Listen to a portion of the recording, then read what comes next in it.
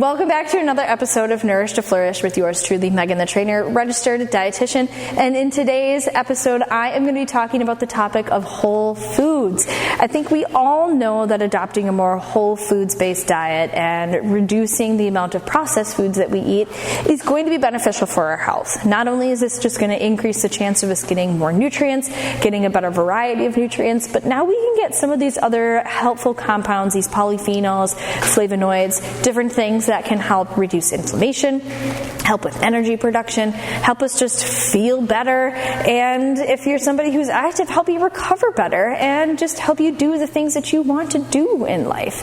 Can help with the aging process, can just help with all sorts of different things. I think we all know that, and I think we all understand that eating more fruits and vegetables is going to help us get there.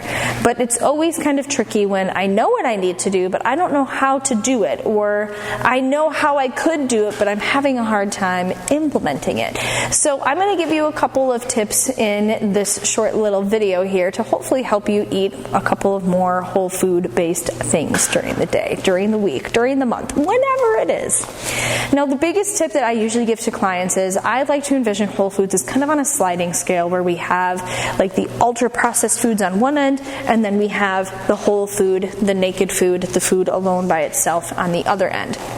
My goal for clients is how can we move from one end of that spectrum and get closer to the other end. The goal isn't necessarily to make it all the way to the end, because for a lot of people that can feel really overwhelming. That can feel like a lot of extra thought going into grocery shopping, a lot of extra time spent cooking. And I totally get that. And I know that those things are going to be important, but I'm also an advocate of how can we build momentum and how can we make taking those first couple of steps easy so that way we can keep moving forward.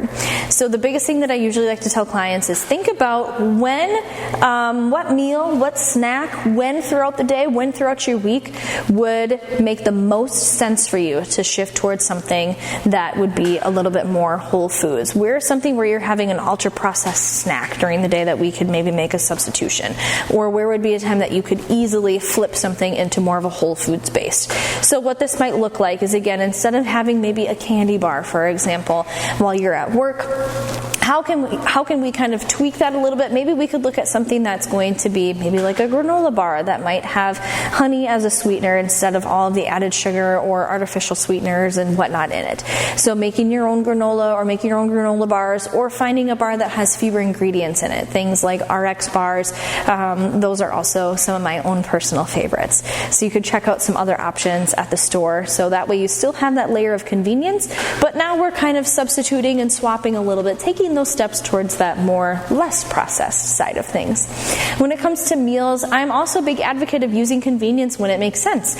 So using salad kits, so that way you can get a smaller dose of lettuce or greens without feeling like you have to do a lot of the prep work yourself. So that way you don't have to cut up a head of lettuce and you don't have to wash it and then have it go bad in like a day and a half because you didn't eat it quick enough. So that's where leaning into things like salad kits can definitely help if you're looking to increase your consumption of greens and veggies that way. Also, salad kit plus a rotisserie chicken is like, mwah. The options are endless when it comes to a quick lunch, a quick supper, something that you can easily throw together. That's, again, definitely going to move from that processed to a more whole food side of things. Leaning into frozen stuff as well. So I think there's a big misconception on what is the healthiest of, either fresh or frozen or canned.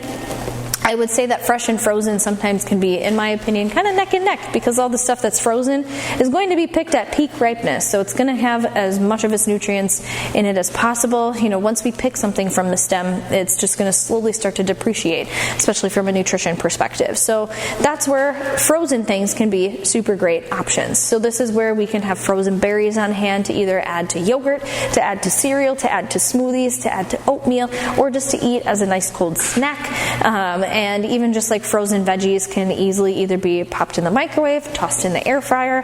One of the favorite things that I like to do, and my son even likes it, is we like to put broccoli in the air fryer with a little bit of Parmesan cheese on top. And it is so yummy. So kind of making those little tweaks here and there, choosing convenience when it makes sense, swapping where it's going to have the biggest impact for you, and how can we go from, again, one end and just slowly inch our way down to the other. What's something that you wish you could reduce, or some other trick that you're kind of going through that you wish you had a little bit more help on? Drop it in the comments or send me a message, and I'm happy to help you in whatever way that I can. Now that you know better, let's go out and do better so we can all be better.